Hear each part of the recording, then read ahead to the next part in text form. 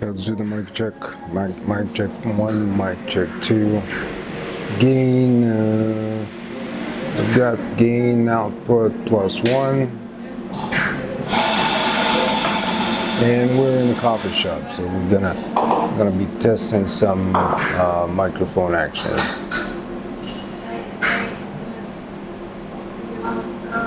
Let's put on the leaves.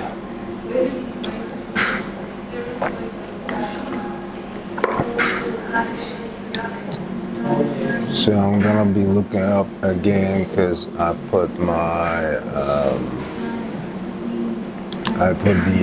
monitor on top of the camera. Alright, I guess it's gonna work fine. So we'll have a lot of ambient sound, and obviously that's the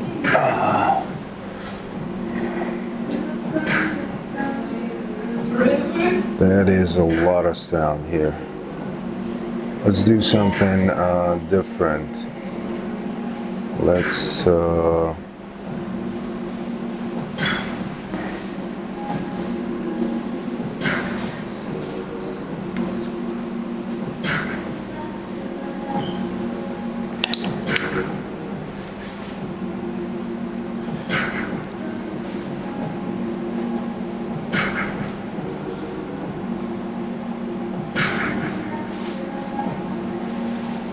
there we go. So here's the city, and close it a bit. It's been raining. It's been raining like hell today.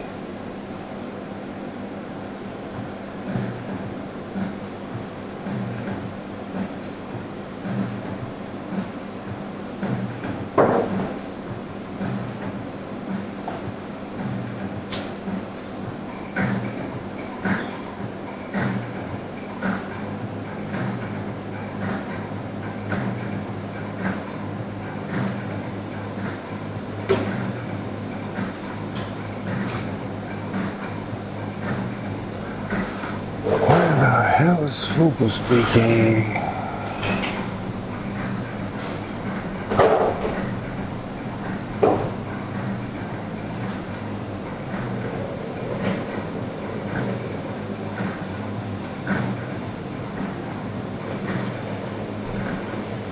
So this is 710mm TT Artisan, and I am going to change the lens to Helios in a bit.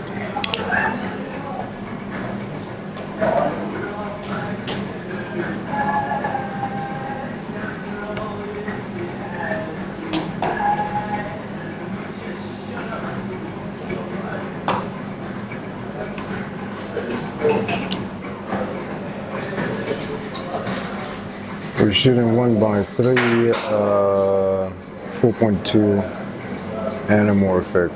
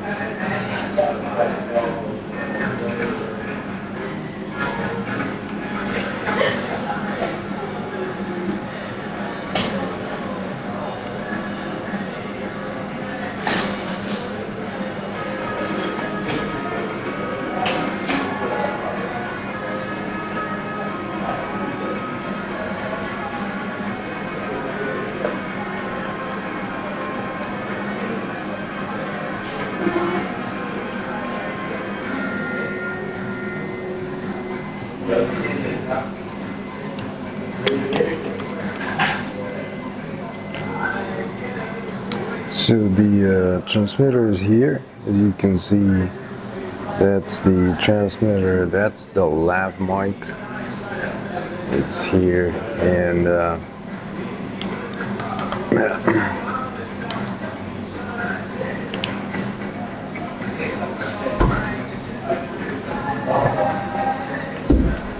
that'll be pretty much it. It is pretty dark. So hopefully we'll be able to grade it, filter out some sounds. Today I chose this location because the entire city is like on coffee shop full alert, so everybody's like hiding in coffee shelters. And it's good for us because we needed more noises in the background. And why am I still looking at the monitor right now? I should be looking into the camera, or like somewhere out there, like I'm talking to somebody behind the camera, right? Or like this. So the ideal situation is that, oh, let's do Mr. Robot. So Mr. Robot will be like, like this.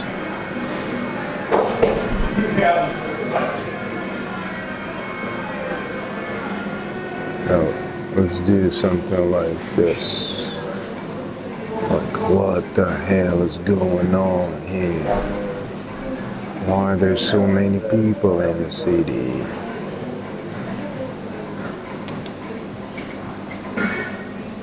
I'm going to switch to Helios. So we can actually see the difference between f1.4 APS-C and f2 through a speed booster. And I'll see you in a bit. So this is what you get when you run through a vintage lens. And I don't know.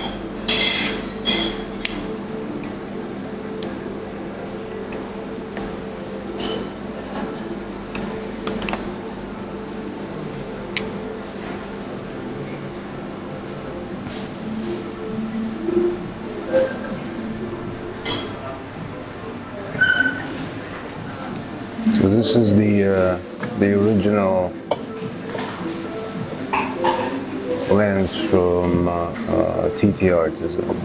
I had to unscrew the back of the flange because there was some wobbling inside, and I decided to look into it with my do-it-yourself skills, and finally it paid off because there was like a slight.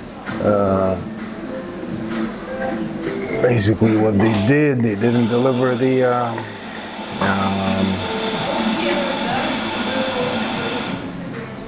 They just didn't deliver. Here we go.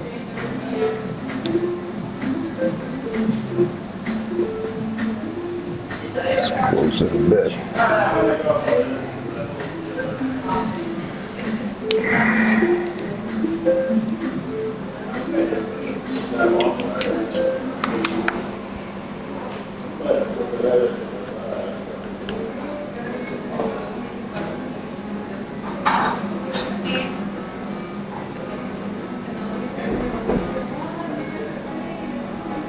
So we're still running in 1:3. You see that the crop factor plays a lot because this is a 58mm lens that operates right now, and I think it's nominal aperture, nominal focal length, because yeah, that's pretty much it.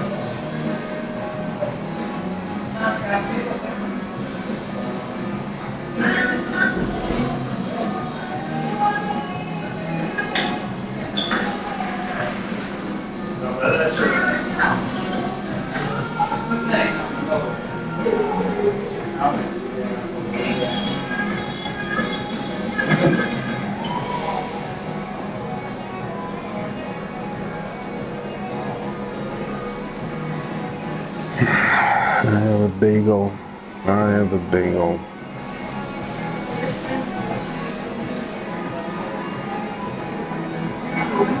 So that's the beauty of having a vintage lens through a speed booster. You get a completely different image. It's not those plastic shit you get from cheap lenses. This is a cheap lens. It's like 50 bucks. You can get it on eBay. You can get it on anywhere on eBay for 50, and you will still be getting that 70s vibe. I mean, one of the Batmans was filmed on close-ups with this lens. So 44m-2, 44m-8. This is 44m-7. I think it was built in 1997, something like that. And it is a kind of nice piece of glass. So I declicked the aperture. So now with the declicked aperture, you can basically do this. The downside is that you can accidentally shift it, and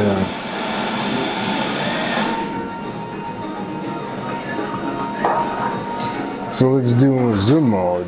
I'll see you in a second. So right now we're running at 4 crop. So this is the native 1080 in 1:1 crop mode factor, and as you can see, I can get a lot of zoom here, and let's see if we can actually have this.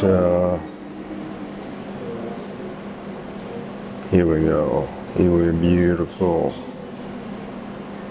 Here we go.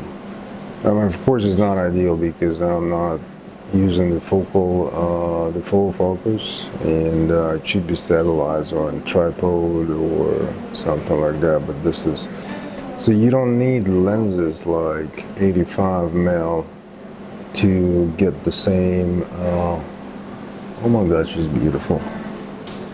Sorry.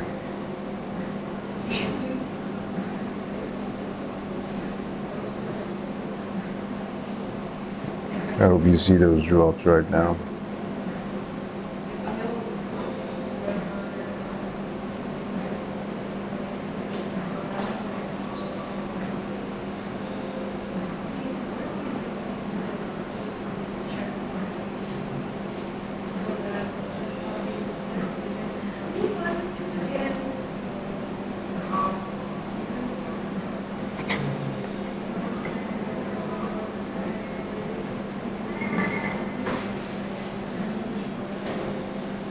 I'm pretty sure that when you shoot 1080 mode, this lens uses